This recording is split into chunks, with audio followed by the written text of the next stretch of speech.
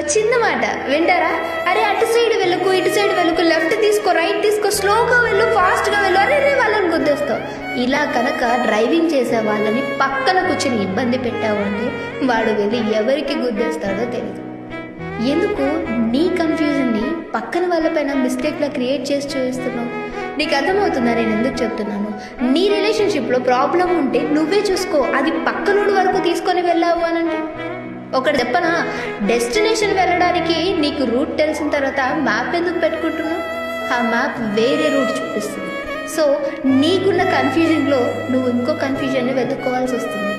నీ రిలేషన్షిప్ని, నీ బంధాన్ని పక్కని వాడి వరకు తీసుకొని వెళ్ళదు. అది చాలా ప్రమాదం. ఏ రూట్కి వెళ్తావో కూడా తెలియదు. నీకు అర్థమవుతుంది కదా నేనేం చెప్తున్నాను?